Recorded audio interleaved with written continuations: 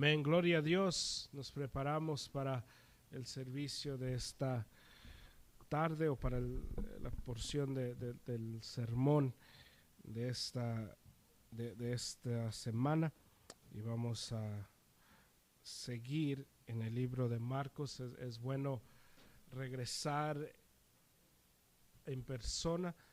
Los últimos 3 servicios que tuvimos era por medio de Zoom, y como dijo el hermano Adrián, esos estudios se pueden escuchar por audio a través de Spotify o donde sea que escuchen las prédicas.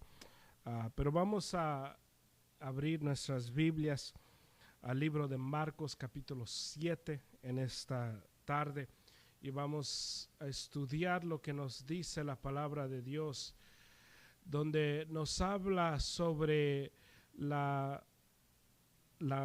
cultura. Empezamos la semana pasada, hace 2 semanas, si escucharon ese mensaje que era por audio solamente, hablamos sobre las tradiciones del hombre, y hablamos como el Señor empieza a hablar aquí en Marcos 7 sobre lo que contamina el hombre. Y ellos, los fariseos, estaban enfocados en lo que contaminaba el hombre conforme a la comida o a las manos sucias. Y el punto que hace Jesús, y que vamos a ver una y otra vez en este capítulo, es que lo que está contaminando al hombre no es lo de afuera, sino es lo de adentro. No es lo que nosotros estamos comiendo, no es cómo nos lavamos las manos, pero es cómo nosotros tratamos en el corazón las cosas de Dios. Y es una cosa tener manos limpias, alzar las manos durante la alabanza, decir amén durante la predicación. Es una cosa hacer eso, porque eso es algo de afuera, es algo externo. Es otra cosa vivir conforme a las predicaciones que estamos escuchando. Es otra cosa vivir conforme a la adoración que estamos ofreciendo. Es una cosa dar el 10% de nuestro salario. Es otra cosa dar el 100% a Dios de nuestras vidas.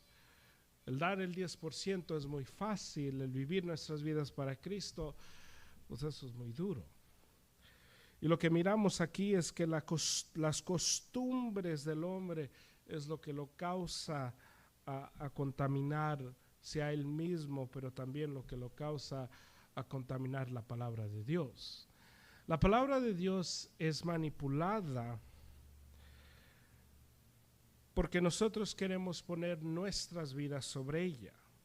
La palabra de Dios es contaminada cuando nosotros queremos poner nuestras reglas, nuestras tradiciones, nuestra manera de pensar sobre la palabra. Hasta personas que viven y leen sus Biblias por medio de sus propias creencias ponen eso sobre la Biblia. Lo que existe hoy en día, por ejemplo, en muchas iglesias buenas y bíblicas, es que se hace a servicios de política, especialmente hoy en este clima. Estaba hablando con un amigo hace 2 semanas y él vive lejos de aquí. Me estaba contando que su papá fue la iglesia donde él va por un tiempo. Las predicaciones eran puramente de cosas de la política y del presidente y de las elecciones y esto, lo otro. Y me estaba hablando que su papá se había frustrado y le iba a decir al pastor que él no quería escuchar eso, él quería escuchar la palabra de Dios. Y su papá va a una iglesia bíblica donde enseñan la palabra de Dios y la predican de una manera de exposición. Y pasa eso cuando nosotros ponemos nuestra creencia, lo que nosotros pensamos que es correcto, sobre la Biblia. Y es por eso que nosotros tenemos que guardarnos de ese error, porque lo que puede pasar, la tentación, es de pensar, soy bíblico en mi creencia, soy bíblico en la iglesia donde asisto, soy bíblico en muchas cosas, pero puedo todavía manipular la Biblia. Y puedo hacer de las cosas de Dios no una exaltación al Señor, sino una excusa, una justificación de lo que yo creo. El error grande que hace la iglesia y que hace el cristiano es que el cristiano busca versículos para justificar su vida en vez de justificar su vida conforme a los versículos de la Biblia. Uno quiere comportarse de una manera y si la Biblia dice, en vez de decir porque la Biblia dice, yo me voy a portar de esta manera. Y es ahí donde empezamos nosotros a manipular la palabra. Y aquí vamos a ver en esta semana cómo ellos habían agarrado a una regla, habían agarrado un acuerdo y vamos a estudiar sobre la palabra corbán, que es una palabra hebrea y esta palabra significa separar algo para el uso de Dios y separar algo para el uso solamente y exclusivamente, no necesariamente de la iglesia, pero de Dios. Y la palabra corbán habla de reservar algo para que nadie más lo pueda usar, que era algo que estaba pasando mucho en este tiempo. Es algo que se lee en el libro de Números, es algo que sucedía cuando alguien le quería dar algo al Señor y reservar algo al Señor, pero era algo físico. Era como si alguien puede decir, yo pongo mi carro y lo reservo como corbán. Y eso quiere decir que el uso de ese carro ya no es para la gente, ya no es para el dueño, ya no es para la gente necesitada, ahora es para el uso solamente para la obra de Dios. Ahora eso es algo bueno, no es algo necesariamente malo, pero el problema llega porque esta gente estaba poniendo y lo que hacían, si tenían padres, si tenían familiares en necesidad, en vez de ayudarles, decían, pues si yo le doy a la iglesia, yo le doy al templo mi casa, entonces yo he cumplido con los requisitos de ofrenda. Y al dar su casa y decir, mi casa ha sido corbán, ya no tengo responsabilidad de cuidar de mi familia, ahora la iglesia tiene que cuidar de ello. Y es lo que miramos aquí en esto, que la cultura, las tradiciones de ellos, que estaban cumpliendo la letra de la ley, si uno lee el libro de Números, pero no estaban cumpliendo con lo que el Señor había mandado. ¿Podemos nosotros cumplir la letra de la ley y todavía desobedecer la palabra de Dios? ¿Puedo yo decirle a alguien, te perdono por lo que me hiciste, pero no perdonarlos? Yo me puedo disculpar de algo, decir, perdóname porque he hecho lo que sea, y todavía no disculparme. Es importante saber, entender, que puedo yo cumplir con la letra de la ley y todavía desobedecer al Señor. Que lo que el Señor mira no es lo de afuera, no es lo externo, es lo de adentro. ¿Puedo yo venir a la iglesia y no estar en la iglesia? ¿Puedo yo llegar y cumplir con mi mandamiento de estar en la iglesia, pero estar en mi teléfono todo el tiempo?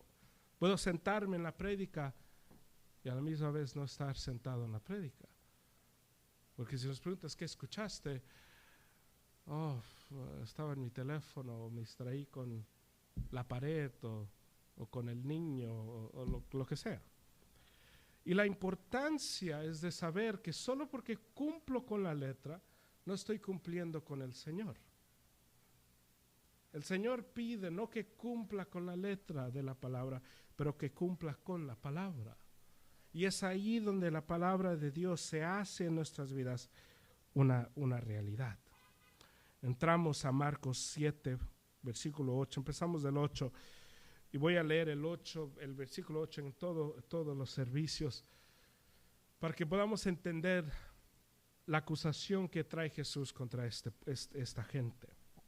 Dice, dejando el mandamiento de Dios, os aferráis a la tradición de los hombres. También les decía, astutamente violáis el mandamiento de Dios para guardar vuestra tradición. Porque Moisés dijo, honra a tu padre y a tu madre, y el que habla mal de su padre o de su madre, que muera. Pero vosotros decís, si un hombre dice al padre o a la madre, cualquiera cosa mía con que pudieras beneficiarte es corbán, es decir, ofrenda a Dios. Ya no le dejáis hacer nada en favor de su padre o de su madre, invalidando así la palabra de Dios por vuestra tradición, la cual habéis transmitido, y hacéis muchas cosas semejantes a estas. Esa es una gran acusación. Empezamos con el 9. Dice, también les decía astutamente, violáis. Aquí la carga es algo muy importante. Jesús está diciendo, ustedes astutamente han encontrado maneras de violar la palabra. Han buscado y encontrado maneras de violar los mandamientos de Dios. Que eso es cierto hace 2000 años, es cierto hoy en el 2021, donde la gente astutamente encuentra y ha encontrado maneras de violar los mandamientos de Dios. Dice, astutamente violáis el mandamiento de Dios para guardar vuestra tradición, que es la carga que trae Jesús contra estos fariseos. La carga es que ustedes están violando y están encontrando maneras de violar el mandamiento de Dios para guardar su tradición. Pero la acusación es que ellos están usando la palabra para mantenerse santos delante de la gente y a la misma vez mantener sus tradiciones. Es una cosa romper y guardar la tradición donde no les importa la palabra de Dios. Eso es lo que hacen los paganos. Es una cosa. Es una cosa que yo quiera vivir mi vida como yo quiera y yo quiera avanzar y mi propósito en esta vida es de tratar de ganar el dinero más que yo pueda obtener, la cantidad más grande que yo pueda obtener, la casa más grande, las cosas más bonitas de este mundo, donde no me importa lo de Dios. Es otra cosa cuando mi corazón está puesto en alcanzar las riquezas de este mundo con la mano a la Biblia, ignorando mi vida espiritual, ignorando mi familia, ignorando la iglesia. Y cuando alcance, porque he dado 50, 70, 80 horas al trabajo, y por eso he alcanzado donde he podido llegar, me atrevo a decir que el Señor me ha bendecido. No tengo relación con mi familia, no tengo relación espiritual, voy a la iglesia una vez al mes. Mi vida espiritual está completamente muerta. Pero mira la casa que tengo, mira el carro que tengo, el Señor me ha bendecido, gloria a Dios. Y uno puede decir, wow, siempre le da gracias a Dios. ¿Saben quién es el Dios de esa persona? Ellos. Ellos no llegaron donde llegaron por Dios, llegaron ellos por ellos mismos. Porque son ellos lo que hicieron todo el esfuerzo, porque si los escuchan hablar, ellos dicen, yo alcancé y logré todo lo que tengo trabajando duro. Yo me sacrifiqué para llegar aquí. Ellos son Dios. Ellos son Dios. Y aquí en este tiempo se hacía la misma cosa. Es importante que nosotros entendamos que si no guardamos nuestros corazones, si no estamos sometidos a la palabra de Dios, nosotros también vamos a violar la palabra los mandamientos de Dios para mantenernos y guardar la tradición. La pregunta mientras estemos estudiando Marcos 7, que nos tenemos que preguntar nosotros mismos y evaluar mientras estamos estudiando estos versículos, es qué estoy valorando, qué valoro en mi vida. ¿Valoro mis tradiciones, mis sueños, mis metas o valoro la palabra de Dios? Es tan importante preguntarnos esto porque eso nos va a ayudar a vivir y componer si estamos caminando conforme a lo que yo quiero. Si lo que más me importa a mí es mis tradiciones, mi familia, mis logros, entonces voy a violar la palabra de Dios para guardar lo que yo quiero. Porque es la naturaleza de todos. Todos aquí somos, naturalmente nos queremos justificar de esa manera, todos. Y es por eso que es tan importante vivir conforme a la palabra de Dios para que sea Cristo que sea exaltado.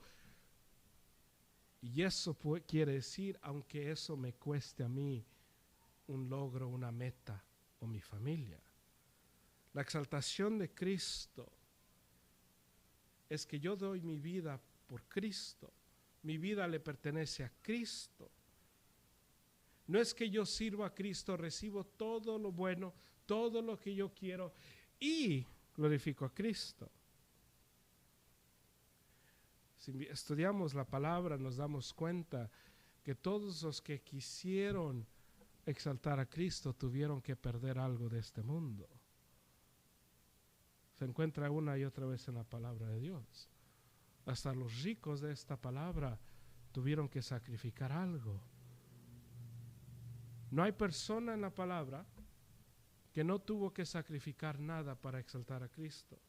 El que quiera exaltar a Dios va a tener que sacrificar cosas aquí en este mundo. Lo hará. Es parte del seguir a Cristo. He estado estudiando sobre Pedro en estos últimos días, y especialmente la semana pasada, donde tenía mucho tiempo estando en casa, y estaba estudiando mucho de Pedro, de su vida, porque me fascina su vida, especialmente porque era un hombre casado que vivió conforme a la honra, a la gloria de Dios en el ministerio.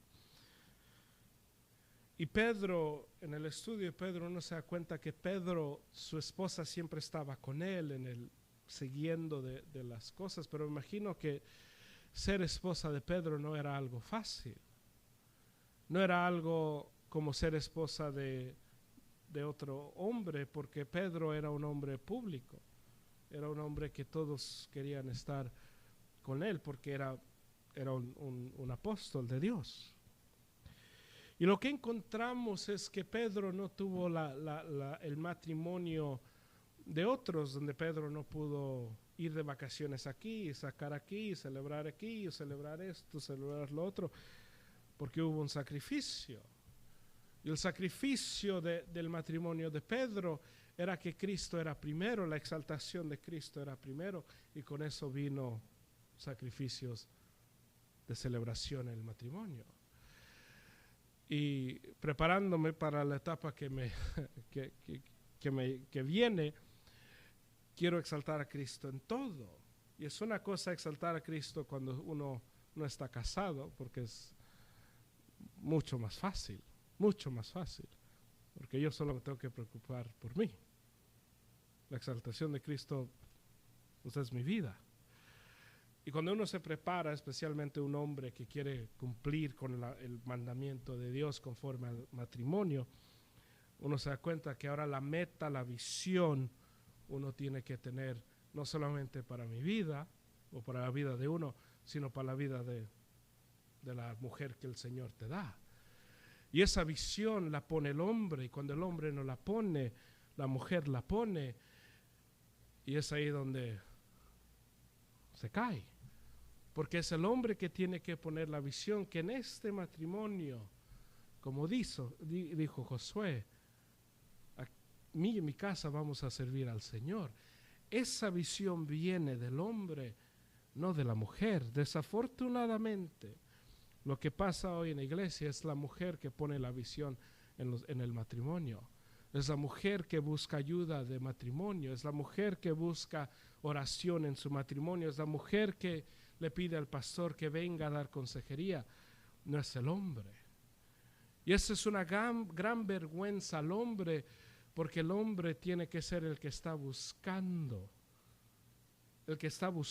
ayuda en su matrimonio, porque el hombre tiene que entender, es mi responsabilidad cuidar de ella. Y la cosa más pagana que hace el hombre casado es no pedir ayuda y decir, yo me la voy a averiguar. Estás hablando como Satanás cuando dices eso. Porque el hombre de Dios entiende, necesito ayuda. Es el evangelio que predicamos. El evangelio que predicamos no es, hombre, hazte fuerte y sálvate. Ese no es el evangelio que predicamos, al menos no en esta iglesia. El evangelio que predicamos aquí es un evangelio de humíllate y pídele ayuda al Señor que te puede salvar. Cuando viene a un matrimonio, la actitud del hombre no es encuentra una solución.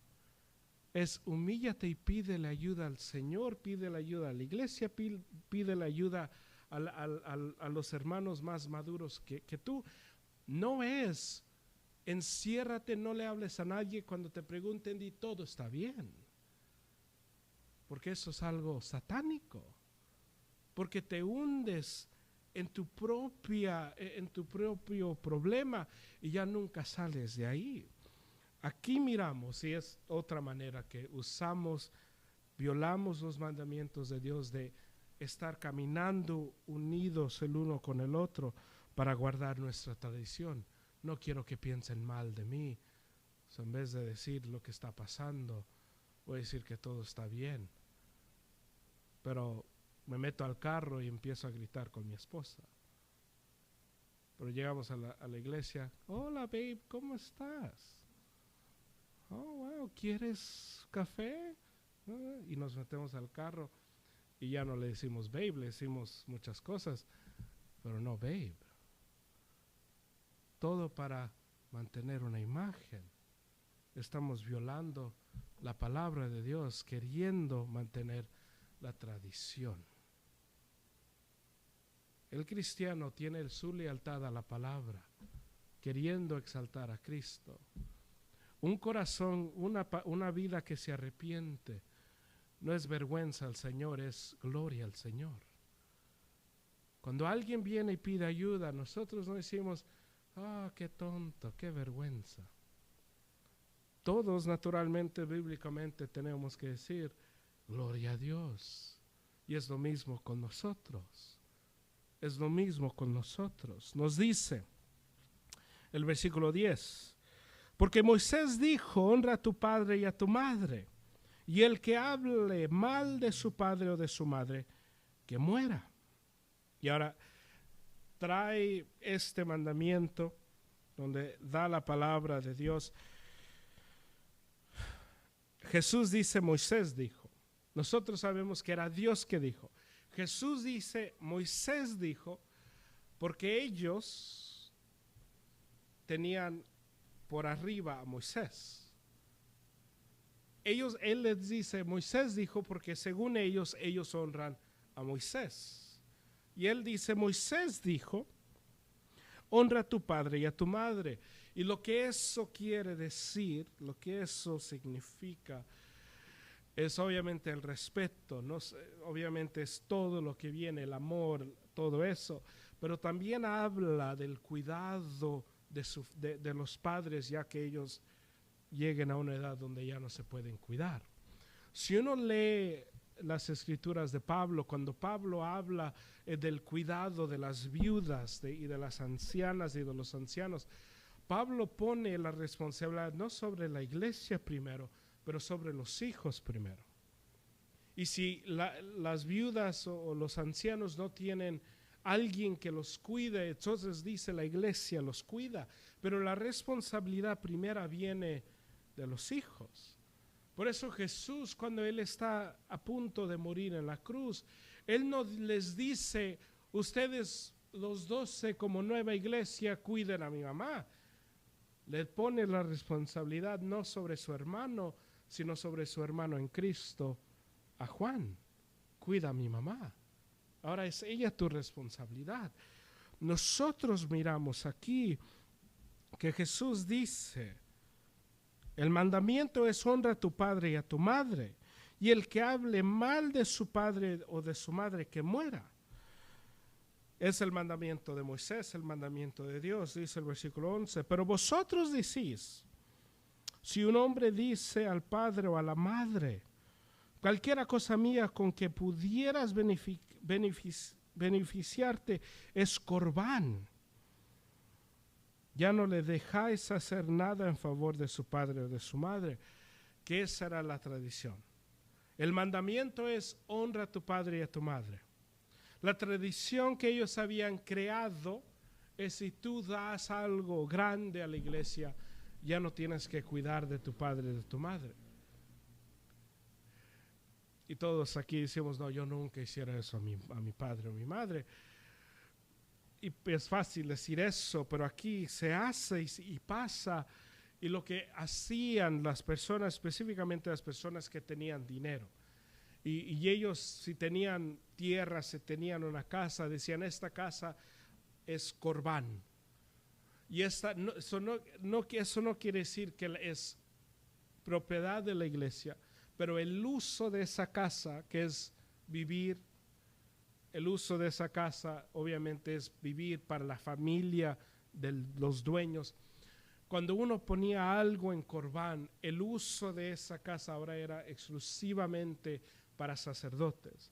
No era que los sacerdotes eran dueños de esa casa, era que esa casa ya no se podía usar para un uso normal. Y lo que estaba sucediendo, los padres de algunas de estas personas se estaban haciendo ancianos, ya no se podían cuidar, ya no podían vivir solos. Venían a sus hijos, ¿me ayudas? Miramos esto en la historia cuando Jesús sana a la suegra de Pedro. La suegra de Pedro vivía con Pedro. Y a lo mejor porque ella a lo mejor era viuda, porque había muchas viudas, porque las mujeres jóvenes se casaban con hombres ya más altos o con más edad, más grandes que ellas. Y lo que pasaba es que había muchas viudas, y es por eso que Pablo decía, si son jóvenes y todavía pueden tener hijos, cásense.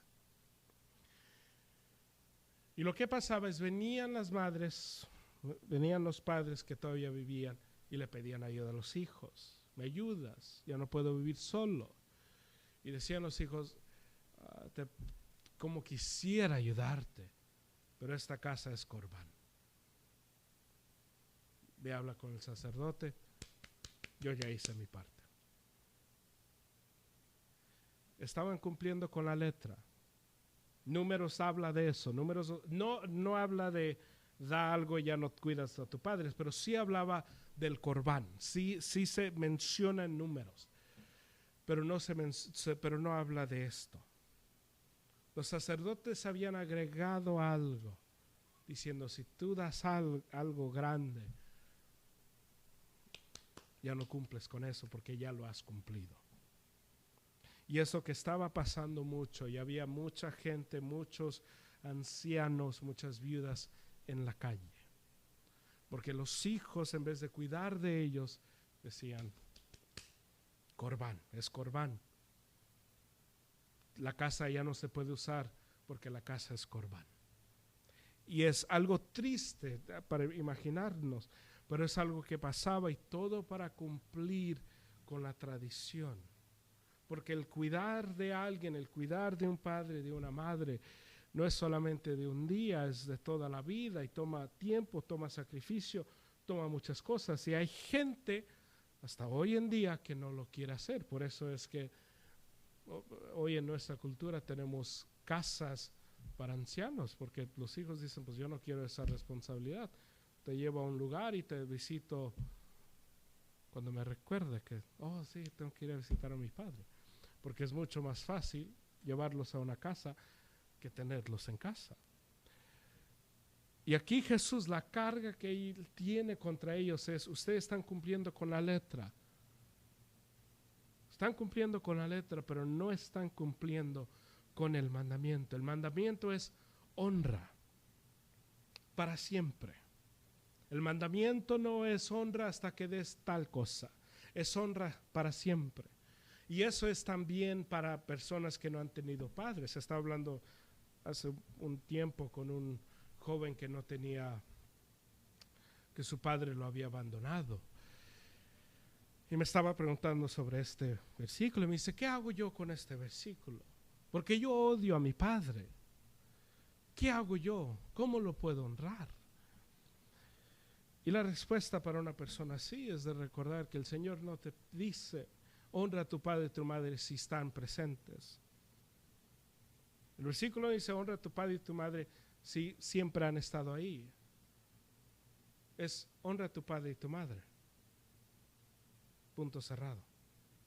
Porque no importa lo que ellos hagan hecho, la verdad es la verdad, ellos es tu padre y tu madre y tú tienes que mantener esa honra. Lo que pasa hoy en esta cultura es que viene este dicho, el respeto no se da, el respeto se merece. Y es algo tan contra la palabra de Dios ese dicho. Porque la palabra no habla de dar honra al que merece honra, es dar honra al que honra tiene. Nos habla la palabra de Dios de orar por las personas en posiciones de poder, no diciendo ora por ellos y tú votaste por ellos. Es ora por ellos porque ellos son ministros de Dios. Es tan importante aquí entender lo que nos habla la palabra de Dios. La honra al padre y a la madre es para siempre. El cuidado de ellos es para siempre. Y el mantenernos firmes en eso, en esa verdad, es tan importante y no buscar maneras de salirnos de ahí. Pasa hoy en nuestro tiempo con cosas de la ofrenda. He conocido a mucha gente que dice, no, yo no doy mi ofrenda a la iglesia, pero yo sí le compro comida a familias, le doy dinero a fulano de tal, pago el bill de tal persona, yo así doy mi ofrenda. Que es algo bueno. Si uno tiene la habilidad de bendecir a alguien comprándole marqueta, gloria a Dios. Pero solo porque le compras marqueta al hermano o a la hermana no quiere decir que te has limpiado de la ofrenda al Señor. Hay personas que dicen el diezmo o la ofrenda solamente es opcional. Es algo del Antiguo Testamento. El Antiguo Testamento, la última vez que yo revisé, que fue esta mañana, es parte de mi Biblia, forma parte de mi Biblia. Y si forma parte de mi Biblia, entonces yo también la tengo que seguir. Ahora podemos discutir del 10 o del 15 o de lo que quieran, pero eso no es importante. Nosotros damos lo que podamos dar y lo que queremos dar de corazón. Es lo que nos habla la palabra.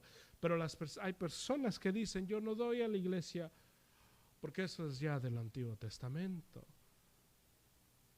que es algo completamente de error. Segundo, se quieren limpiar de dar a la iglesia diciendo yo le doy al hermano, le doy a la hermana. Qué bueno, pero eso no es lo que el Señor te llama a hacer. Es importante entender que solo porque yo quiero mantener mi tradición, yo no puedo violar las cosas aquí. Porque lo que está pasando aquí, están violando la palabra, haciendo algo bueno. Lo bueno es, se lo di a la iglesia. Puse mi casa en Corán. Se lo di a la iglesia. Y de una parte uno puede decir, no, pues sí, ¿verdad? Es es algo bueno. Pero es tan importante entender lo que nos pide el Señor y lo que no nos pide el Señor. Lo que no nos pide el Señor es que nosotros demos todo a la iglesia. Eso no nos pide el Señor. El Señor nos pide que demos a la iglesia, cuidemos de la iglesia, pero el Señor también nos pide que cuidemos a nuestras casas, que honremos a nuestros padres, cuidemos de los pobres. Pero no podemos decir, voy a hacer una cosa y haciendo una no cumplo con la otra. No lo puedo hacer. Esa persona que dice, yo leo mi Biblia todos los días, por eso no voy a la iglesia siempre. No lo podemos hacer. Es imposible. No lo podemos hacer. Y es tan importante mantenernos firmes en los mandamientos de Dios y poner la palabra sobre todo para que no estemos en esta situación donde estamos buscando maneras de salirnos de los requisitos que nos pide el Señor. Dice el 12, ya no le dejáis hacer nada en favor de su padre o de su madre, que todo esto viene de los sacerdotes. Y es por eso que este capítulo es Jesús, su carga contra los sacerdotes, porque son los sacerdotes que están haciendo estas cosas y son los sacerdotes que están dejando que estas cosas pasen, y todo eso por cosas de dinero. Porque los que están de beneficiar que alguien dé una ofrenda grande para dar y hacerlo en Corán, pues obviamente es el sacerdote. Sería como si alguien me viene a mí y me dice, hey, quiero dar a la iglesia, y todos sabemos lo que quiere decir eso. Cuando dicen, la iglesia ha recibido tal cosa, muchas veces el pastor es el único que disfruta. Y alguien viene, quiero dar a la iglesia esta casa con una alberca. Y es de la iglesia. Y yo empiezo a vivir ahí y nunca los invito para nada. Y solo les invito a pintar las paredes, pero es todo. Pero nunca los invito a hacer nada, a convivir en ella, a tener cenas ahí, aunque es de la iglesia. El que sale ganando, pues soy yo. Y claro que me va a gustar esta idea. Y si después vienen la familia de esta persona y dicen, necesitamos dinero, necesitamos un lugar donde ir, podemos vivir ahí. Obviamente es para mi mejor interés decir, no, pues es de la iglesia, tengo que hablar con la iglesia. Pero no he hablado con la iglesia de nada más, porque estoy viviendo en ella, es mía. Pero cuando veo, oh, no, es de la iglesia, es de la iglesia. Cuando ustedes quieran, hermanos, vengan, porque es de nosotros, pero nunca vengan, por favor. Y todo esto es parte de lo que está pasando aquí. El que sale ganando son estos sacerdotes, y por esto esta palabra se ofrece, es para estos sacerdotes. Nos dice el 13, invaliendo así la palabra de Dios por vuestra tradición, la cual habéis transmitido, y hacéis muchas cosas semejantes a estas. Esta no es la única manera que lo hacen, pero es una de muchas. Y es tan importante que nosotros estemos siempre conectados, sometidos a la palabra. Es importante entender que nosotros, nuestra vida, es tan importante que esté conectada a la palabra, porque no necesitamos 2 meses, 1 mes, 3 semanas para regresar a la carne. Necesitamos, hermanos, 1 hora. Yo no necesito 1 mes para que pare de mi consistencia en la palabra. Necesito 1 día. 1 día es todo lo que necesito.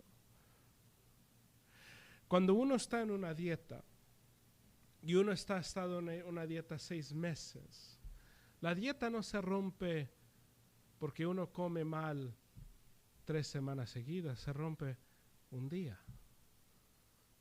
Porque 1 día se descuida y ese día hace que 3 semanas pasen con un descuido grande. Porque un día dice, no, pues un día, este es mi día para hacer lo que sea, he estado bien 6 meses, he perdido tantas libras, este día me puedo gozar. Y el día siguiente, no, pues una hamburguesa aquí y es todo. El tercer día, nieva aquí, no hay problema. Y cuando menos esperamos, hemos ya obtenido todas las libras y más que hemos perdido, y tenemos que empezar de nuevo. Y es así con la palabra de Dios. La vida espiritual de nosotros se tiene que cuidar y mantener todos los días, como una planta. Miro a mi mamá, ella es buena para las plantas, y ella cuida de sus plantas, y ella le habla a sus plantas y cuida de ellas y las mantiene, las ama. Así tiene que ser nuestra vida espiritual. Si descuidamos de nuestra vida espiritual pensando, pues es lunes, ya mañana tenemos servicio, no tengo que leer hoy, porque ya mañana escucho un sermón y ya empiezo a leer de verdad. Pero viene el martes, escucho el sermón, viene el miércoles, pues ayer fui a la iglesia, todavía me recuerdo poquito el sermón, estoy bien. Llega el jueves, estoy bien cansado, llega el viernes, no, pues ya mero va a ser domingo, el domingo viene, el lunes empiezo de verdad. Llega el lunes, no, pues mañana es la iglesia, y así seguimos. Y cuando menos esperamos, estamos tan fríos que queremos abrir la Biblia y nos cuesta. Queremos empezar a orar y nos cuesta. Empezamos a orar y después de repente, naturalmente sacamos el teléfono y decimos, ¿qué estoy haciendo? Señor, te pido en este día. Y no podemos, porque hemos descuidado de ella. Nuestra vida espiritual se tiene que cuidar y mantener siempre, cuidando, vigilando qué está entrando, qué está saliendo, porque es así como crecemos. Aquí lo que está pasando, no están vigilando su vida espiritual, están vigilando sus tradiciones. ¿Qué queremos hacer y qué no queremos hacer? Cuando un cristiano se empieza a preguntar eso, hay gran peligro. El cristiano no se pregunta qué quiero hacer yo y qué no quiero hacer yo. La pregunta es, ¿qué es lo que quiere Dios de mí? ¿Qué es lo que Él quiere de mí? No es lo que yo quiero, es lo que Él quiere. Pero si yo vivo mi vida preguntándome, ¿qué es lo que yo quiero? Vas a vivir para la satisfacción del cuerpo. El amor a la iglesia crece, no porque amamos a los que nos aman, sino porque estamos luchando a amar a todos. Pero cuando la lucha solamente o nos hacemos decir, pues solamente amo a los que me aman, entonces paramos de obedecer y cumplir con la palabra y ahora realmente solamente estamos cumpliendo con nuestra tradición. La palabra nos llama a amar a todos. ¿Cómo nos dice que tratemos a nuestros enemigos? Que oremos por ellos. ¿Qué nos dice Pablo en el libro de Romanos? Que hagamos bien a las personas que nos ofenden, que les demos de comer, nos dice Pablo.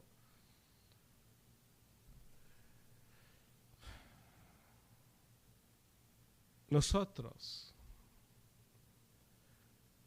nos miramos y nos damos una sonrisa. Lo saludé. No me saludó para atrás.